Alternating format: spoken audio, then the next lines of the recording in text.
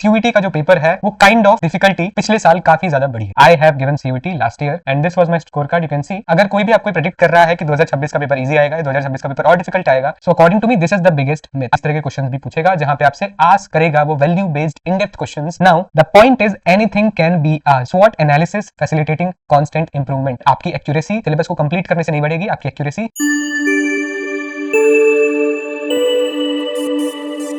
Hello everyone, welcome to Humanitas. Video को शुरू करने से पहले ही एक डिस्क्लेमर देना चाहूंगा कि इस वीडियो में कोई भी बेसिक इन्फॉर्मेशन यानी कि पेपर पैटर्न, सिलेबस क्या होता है, मार्किंग स्कीम किस तरह की होती है और जितनी भी ऐसी फंडामेंटल चीजें होती हैं उनको डिस्कस नहीं करने वाला हूं मैं। हम यहाँ पे एग्जाम को आप अप्रोच कैसे कर सकते हो बेटर तरीके से, आपका थॉट प्रोसेस क्या होना चाहिए, क्या क्या चीजें आपको पता होनी चाहिए अपनी प्रिपरेशन के टाइम पे और आप इस टाइम को कैसे मैक्सिमाइज कर सकते हो, हम इन चीजों पे बात करने वाले हैं। तो I think this part is very important, क्योंकि कोई ऐसा इंसान जिसने खुद सीयूटी ना दिया हो या फिर उस एग्जाम को for a period of time analyse ना किया हो, फिर पढ़ाया ना हो, तब तक आपको ऐसे इंसान की वीडियो नहीं देखनी चाहिए। That is why I have given CUT last year and this was my score card. You can see so I think decent marks score किए थे, इतने स्कोर किए थे कि I can share my experience. So that is why जितनी भी चीजें मुझे समझ आती हैं इस एग्जाम के बारे में, जो ट्रेंड मैंने एनालाइज किया है, जिस तरह से आप टेकअवेज लेके अपनी प्रिपरेशन को इंप्रूव कर सकते, वो चीजें मैं इस वीडियो में शेयर करने वाला। सो सबसे पहले जो आपका थंबनेल, जो आपने थंबनेल में पढ़ा that CUET 2026 will not be easy, ये क्यों सच हो सकता है ये मैं आपको बताने वाला हूं। अगर आप रिसेंट ईयर्स का ट्रेंड देखो, सीयूईटी ऑलरेडी बहुत ही नया एग्जाम है एंड अगर आप लास्ट ईयर के चेंजेस को देखो दैट आपका 2024 में 200 मार्क्स का पेपर होता था एंड 250 का वो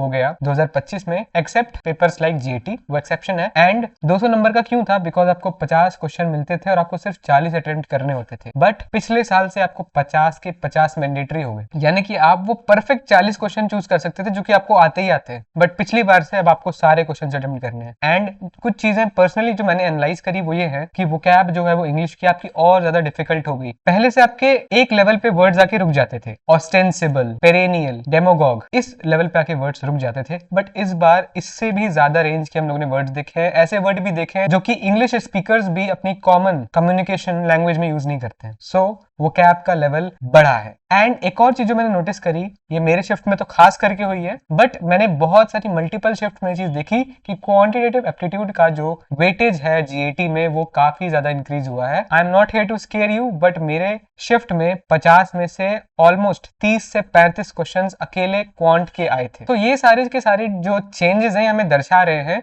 कि सीयूईटी को डिफिकल्ट करने की कोशिश हो रही है। अब बड़ा सवाल ये आता है कि ये चेंजेस हो क्यों रहे हैं, व्हाई दीज चेंजेस। तो एक सिंपल सी चीज मैं आपको बताऊंगा कि 2024 तक अगर आप स्कोर्स को देखोगे तो कई लोग इंग्लिश में खास करके एंड डोमेन सब्जेक्ट्स में परफेक्ट स्कोर बहुत ज्यादा स्कोर कर रहे थे। 200 में से बच्चों के 196, 197, 198 एंड 200 काफी सारे लोगों के आराम से आ जाते थे। बट बिकॉज कॉम्पिटिशन जो है वो बढ़ता जा रहा है, यानी कि हर साल students appearing for CUET is increasing. That is why जितने ज्यादा बच्चों के 200 नंबर आएंगे, 199 नंबर आएंगे, उतनी ज्यादा कॉम्पिटिशन बढ़ेगी एंड उतनी ज्यादा कट ऑफ बढ़ती जाएगी। इस वजह से एग्जाम को स्टेबलाइज करने के लिए एंड इंक्रीज इन कंपटीशन को भी देखते हुए हमारा सीयूईटी का जो पेपर है वो काइंड ऑफ डिफिकल्टी पिछले साल काफी ज्यादा बढ़ी है। तो कंपटीशन लेवल का बढ़ना इज द प्राइमरी रीजन है। अब सवाल ये आता है कि आपको इन सब चीजों को क्या फर्क पड़ता है, आपको इससे फर्क पड़ता है कि इस साल का पेपर कैसा आने वाला है। सो अगर कोई भी आपको प्रेडिक्ट कर रहा है कि 2026 का पेपर इजी आएगा या 2026 का पेपर और डिफिकल्ट आएगा या फिर 2026 का पेपर वैसा ही आएगा जैसे 25 का आया था, तो आप पीवाईक्यू देख लो, प्रीवियस ईयर पेपर्स लगा लो, हो जाएगा। सो प्लीज ऐसे लोगों से जितना दूर हो सकते हो जाओ, because no one can predict कि 2026 का डिफिकल्टी लेवल पेपर का कितना होने वाला। मेरा इन सारे ट्रेंड को बताने का, इन सारे चेंजेस को आपके सामने रखने का मेन रीजन ये है कि आप ये समझ पाओ कि एनटीए का जो अप्रोच है सीयूटी के एग्जाम को लेके वो ये है कि कंपटीशन लेवल बढ़ रहा है, तो काइंड ऑफ हम लोगों को डिफिकल्टी लेवल भी थोड़ा बढ़ाना पड़ेगा, जो कि हमने पिछले साल नोटिस किया है। उसको देखते हुए मैं आपको एक ही चीज बोलूंगा कि prepare for everything, prepare for the highest difficulty. पिछले साल डीयू के कुछ कोर्सेज की कट ऑफ घटी है और कुछ कोर्सेज की कट ऑफ उतनी ही थी। So it is very unpredictable, you can not predict कि आपका पेपर किस तरह का आने वाला है।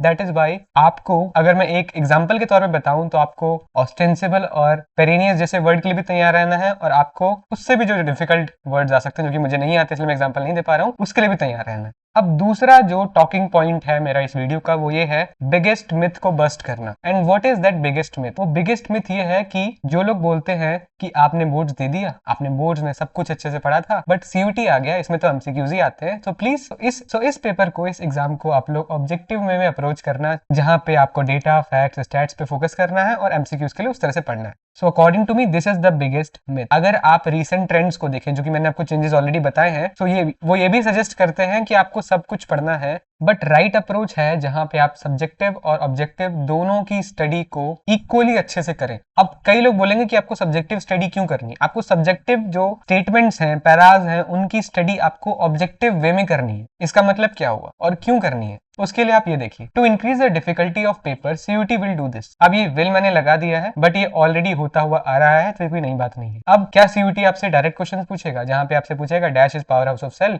तो आंसर बताओ? या फिर क्या वो आपसे डायरेक्ट क्वेश्चन इस तरह का पूछेगा कि कैपिटल ऑफ इंडिया क्या है, आंसर बताओ? यहाँ पे मैंने बहुत बेसिक क्वेश्चन दिए, पर मैं आपको एक एग्जांपल के तौर पे समझाना चाह रहा हूँ। सीयूईटी इस तरह के भी क्वेश्चन पूछेगा, 50 में से 5 या 10 या 15, बट वो इस तरह के क्वेश्चन भी पूछेगा जहां पे आपसे आस्क करेगा वो value based in depth question, assertion, reasoning, statement based questions, and और भी बहुत इस तरह के क्वेश्चंस आएंगे। सो ऑल्दो ये इस तरह के क्वेश्चंस आपको सब्जेक्टिव थ्योरी से देखने को मिलेंगे, बट आपको उस सब्जेक्टिव थ्योरी को ऑब्जेक्टिव वे में पढ़ना है। And this applies to all the theoretical subjects, be it in science, humanities और कॉमर्स। जो हमने पिछला पॉइंट डिस्कस किया, उससे एनसीईआरटी की इंपॉर्टेंस को डिस्कस करने की ट्रांजिशन में आना इज परफेक्ट। यहाँ पे हम लोग मेनली डोमेन्स की बात कर रहे हैं। Now the point is anything can be asked from the most important topic, जो आपको लगता है आपके हेडिंग के जस्ट जो नीचे टॉपिक लिखा होगा, and to the tiny topic given in the corner, वहां तक आपसे कुछ भी पूछा जा सकता है। एक छोटा सा बॉक्स कहीं पे दिया होगा, सिर्फ एक लाइन लिखी होगी, उससे भी एमसीक्यू बन सकता है। एंड जो सबसे इंपॉर्टेंट टॉपिक हो, सबसे हाईलाइटेड एंड पॉपुलर टॉपिक हो, उससे भी क्वेश्चन बन सकता है। आपसे वो इजी सा डायरेक्ट क्वेश्चन भी पूछ सकता है, सीधे फैक्ट पूछ लेगा, एंड आपसे वो उसी तरह से एक एनसीईआरटी की ऐसी 2 लाइन जो कि आपको उतनी इंपॉर्टेंट लग भी ना रही हो, वहां से असर्शन, रीजनिंग बना के भी पूछ सकता है। एंड क्योंकि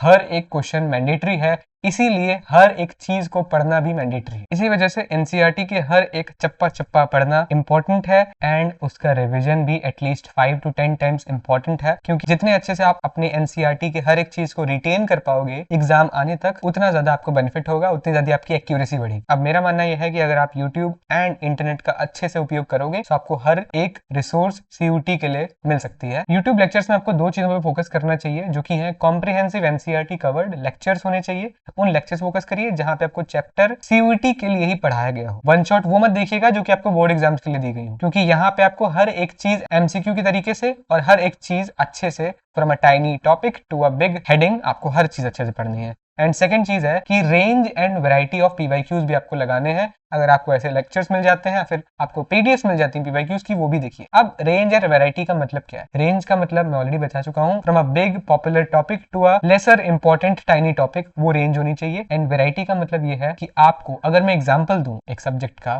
फॉर एग्जाम्पल हिस्ट्री, तो उसमें आपको वैरायटी में आपको क्रोनोलॉजी बेस्ड क्वेश्चन से लेकर के असर्शन, रीजनिंग तक होने चाहिए, डायरेक्ट क्वेश्चन से लेकर के मैच द फॉलोइंग तक, हर तरह के वैरायटी ऑफ पीवाईक्यूज आपको दिखने चाहिए। अब अपनी प्रिपरेशन को स्टार्ट करने से पहले आई वुड सजेस्ट कि आप एक मॉक टेस्ट दीजिए। उससे आपको 2 चीजें पता चलेंगी। फर्स्ट ऑफ ऑल, आपको पेपर पैटर्न का आइडिया मिल जाएगा कि किस तरह के क्वेश्चंस आते हैं एंड किस तरह का पेपर फॉर्मेट होता है। सेकेंडली, आपको पता चल जाएगा कि आपका लेवल कितना है, आपको किस तरह से प्रिपरेशन करनी चाहिए। सेकंड पॉइंट है एनालाइज प्लस रिव्यू पीवाईपीज। यहाँ पे पीवाईक्यूज नहीं है, प्रीवियस ईयर पेपर्स की बात कर रहे हैं। अगर आप 2024 और 25 सिर्फ इन दोनों साल के 2-3 शिफ्ट के पेपर्स उठाइए एंड उसको थोड़ा सा देखिए, ऑब्जर्व करने की कोशिश करिए, तो जैसे मैं ट्रेंड समझ पाया और मैंने चेंजेस आपको बताया कि किस तरह से पेपर डिफिकल्ट आ सकता है, देयर इज अ प्रोबेबिलिटी, उस तरह से आप भी समझ पाओगे। एंड ये भी आपको बहुत ज्यादा क्लैरिटी देगा आपकी पूरी की पूरी प्रिपरेशन जर्नी में। तो इतना कुछ समझने के बाद हम लोग एग्जाम के अप्रोच और थॉट प्रोसेस को भी थोड़ा समझ सकते हैं, कैसे हम लोगों को आगे बढ़ना है ये समझ सकते हैं। फर्स्ट ऑफ ऑल, जो मेरे हिसाब से सबसे बड़ा पॉइंट है कि आपको एमसीक्यू ड्रिवन अपनी स्टडी की मेथोडोलॉजी रखनी है। इसका मतलब क्या हुआ कि जब भी आप कुछ भी पढ़ रहे हो, तो आपके शब्द ये होने चाहिए बार बार, जो कि है इस लाइन से एमसीक्यू बन सकता है। इसका मतलब क्या हुआ, मैं एनसीईआरटी पढ़ रहा हूं, मैंने एक पैराग्राफ पढ़ा, तो मेरा दिमाग एमसीक्यू के पीओवी से चलना चाहिए। जहां पे मैंने एक पैराग्राफ पढ़ा, मुझे लगा कि ओके इस पैराग्राफ से मुझे 4-5 एमसीक्यू बनते हुए दिखाई दे रहे हैं, मेरे वो एमसीक्यू वहीं पे प्रिपेयर हो गए। इसी तरह से मैंने एक लाइन पढ़ी, मुझे लगा कि स्टेटमेंट अच्छा है, इंपॉर्टेंट लग रहा है एंड ये असर्शन रीजनिंग बन सकता है, तो मैंने वहीं पे एक असर्शन रीजनिंग का क्वेश्चन खुद से बना के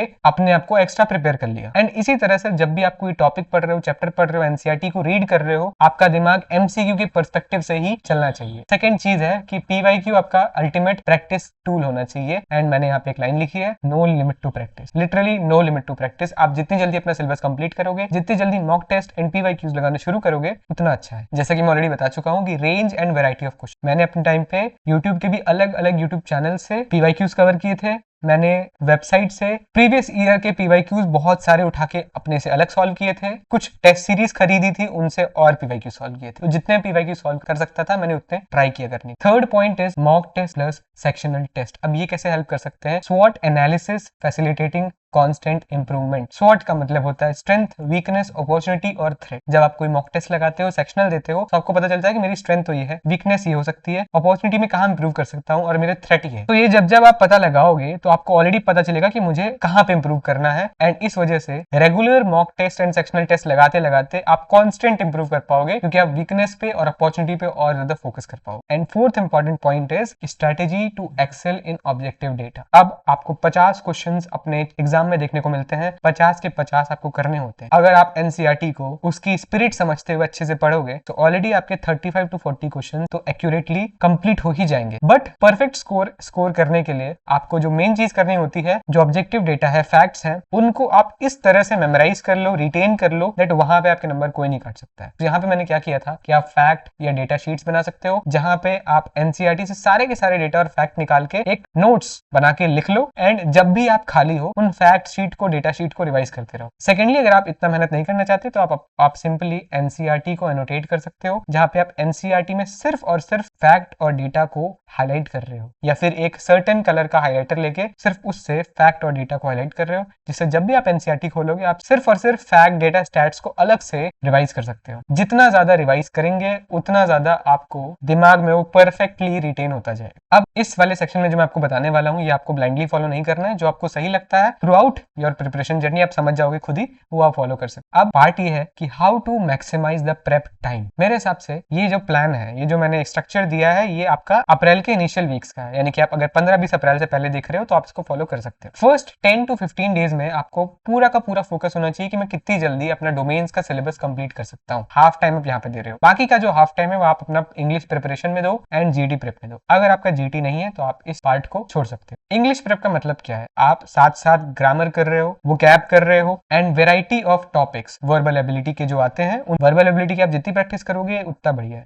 जीएटी। अगले नेक्स्ट 10 to 15 डेज में आप अपना फिर से वही कवरिंग कर रहे हो डोमेन सिलेबस, जितनी जल्दी हो सकता है। अगर आप 10 से 15 दिन में कर सकते हो, वेल एंड गुड। पर इसके साथ साथ अब आप क्या करने लग गए हो? सेक्शनल टेस्ट और चैप्टर वाइज टेस्ट दे रहे हो, क्योंकि आपके चैप्टर्स कंप्लीट होने लग गए हैं, सेक्शंस कंप्लीट होने लग गए हैं। और इसके साथ साथ हमारी यहाँ पे भी इंग्लिश की प्रिपरेशन ऑलरेडी चल रही है एंड यहाँ पे हम अब पीवाईक्यूज लगाने भी शुरू कर दें, क्योंकि हमारा काफी कॉन्सेप्ट इंग्लिश का कवर होता जा रहा है। सेम चीज लागू होती है जीएटी पर भी। अब अगले जो 5 से 10 दिन है, वहां पे आप डोमेन्स के मॉक टेस्ट लगाना शुरू कर सकते। यहाँ पर आने के बाद मैं ये एक्सपेक्ट कर रहा हूँ कि आप अपना सिलेबस कंप्लीट कर चुके होंगे एंड उसके साथ साथ फिर से सेक्शनल्स और चैप्टर वाइज टेस्ट भी लगा। इंग्लिश प्रेप आप अभी भी कर रहे हैं, क्योंकि वोकैबुलरी इज इनफाइनाइट।